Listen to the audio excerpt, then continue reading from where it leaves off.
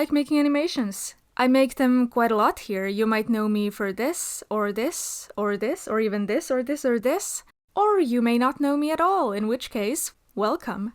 I had the brilliant idea of making a fully animated 2 minutes long fight scene. I have made longer animations before, but never fight scenes. In fact, I have gone to great lengths to avoid ever animating a fight scene, despite being in the fucking Warrior Cats fandom. The reason? I don't know how. But I was recently feeling a little nostalgic about fight animations that other people have made, and I had gotten super into Rainworld Downpour, which, unlike the base game of Rainworld, actually has some boss fights in it. These little guys, the slug cats, the skugs, the slats, they are really easy to draw. Like, I thought, surely, if I was ever going to animate a fight scene, I should do one with these guys. I mean, I have made full animations in as little time as 2 weeks before, so how hard could this be, right? So it turns out that it took a while. I'm going to show the animation here at the end of this video, and also eventually upload it separately, but I would appreciate it if you could just sit down, listen, let me talk about my animation process for a bit, okay? Also, if you're somehow here without knowing anything about Rainworld, that's fine too. This animation has major spoilers for one of the 8 campaigns, but like, who cares? Not you. Don't go. I started out making a shitty little storyboard, the one playing in the background of this video right now. I swear this is comprehensible to me. I mostly stuck to this storyboard through these 3 months, but occasionally I would make some changes due to the original storyboard either not working or no longer fitting my vision. For example, here I was going to have the Artificer consider not fighting the Chief Scav, after which Artie's dead children flash on the screen briefly and she makes up her mind. But I changed the slug pups to the lowest karma symbol for a couple of reasons. One, because I've done this effect before and I knew it would look nice. I saw the opportunity to plagiarize myself and I took it. Two, I started thinking about the implications this shot had for the characterization of the Artificer. Like, is she still doing her whole genocide thing here because her pups died? It won't bring them back. The Scav Chief had literally no hand in the death of Artie's pups. I think at this point, she's more so being consumed by the violence. I didn't want to make them too sympathetic. After creating my storyboard, I made some character designs that aren't good and I never used. And then I just started animating everything. Now, I prefer to polish my animations a lot, make them look nice and coherent at the cost of my time and sanity. But when you're animating a 2-minute fight scene, you can't do this. This map part I made looks very nice, but it took me about 2 weeks to make. This map part is 7 seconds long. If I went with this level of detail for a 2-minute animation, then it would take me around 9 months to finish, which is as long as it takes to make another human being and is entirely too fucking long. I am not doing that. So since I couldn't do this, I needed to find shortcuts. How do you reduce the time it takes for you to animate a 2-minute fight scene? Well, first of all, I needed to simplify the character designs, because while Artificer the Skugrat is very easy and fast to draw, this is not an Artificer animation, it's an Artificer versus Chieftain Scavenger animation. This guy is adorned with a few dozen pearls! That's a lot to draw every single frame they are on screen. This was a problem. But you can't just not give them pearls, right? The pearls have great significance in the character design. They illustrate the chief's status among the scavengers. You can't remove the pearls? Unless... There they go. Now this guy is much easier to draw. Over the 3 months, the Chieftain Scavenger kind of got reduced to this big ball of fluff, rather than the scrawnier design I started out with. The only reason for this is that I actually do not know how to draw a scavenger. Usually when I struggle with drawing something, I search for references, but there is very little official art of the scavengers, and when I need help for poses, I usually take pictures of myself doing the pose. But the scavengers have like these tiny little legs, so none of my reference images really translated that well. I really need to clean my gallery before someone sees and starts asking questions. Once I realized that I don't know how scavengers look like and there aren't really any good references around, I decided to go on Tumblr. If anyone has scavenger OCs or other cool or iconic or pretty scavengers, feel free to send me their designs and maybe I'll have Artificer kill them in my animation.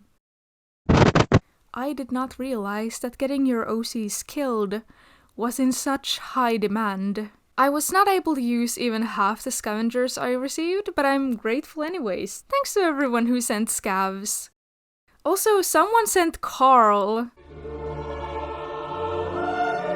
Speaking of the shot in which Carl dies, I generally try to finish one shot a day. However, this one took me like 2 weeks because it's a wide shot with several scavengers. I knew it would be really cool for my animation to have a shot like this, but it was definitely kind of a nightmare to draw and edit. In total, I ended up having around 65 shots. Since that is a lot of shots, I named them to keep track of them. Some of my favorites include GTFO, Become Angie, Walk Past Corpse, Scav Chief and Mask Dead, Eat Rock, and Turn Around Bright Eyes. I made 832 drawings for this animation, not including the backgrounds. That is quite many when comparing to my past projects also, and it probably explains why this project took me so long. With there being this many drawings and them sometimes being distantly in the background rather than being the focus of the shot, or due to the fact that most of them were on screen for only 1/10 of a second, I didn't make much of an effort to have each frame end up perfect, which then led to some funny frames. There are a lot of places too where I decided to cut corners. This animation was going to have a lot of explosions in it, and I unfortunately don't really know how to animate explosions, and this did not feel like a good time to start trial and erroring through that, so I cheated. Most of the explosions in this animation are actually just this, but I couldn't really just put a stock explosion in there since that would have looked really out of place, so instead I just kind of put it through a lot of editing, and now I don't think it's too noticeable. I also do not think it looks particularly good, but it does its job without being too jarring, so that's good. Insane time save. The backgrounds were the last thing I made, since I was planning to make them out of these little building blocks, as I've done before when working on bigger projects. I would basically just blend these into the ground and call it a day, rather than redrawing the rubble for each background. You might have noticed that not everything here is even drawn by me. These blurry parts of the background are actually just game screenshots, ran through an insane amount of lens blur.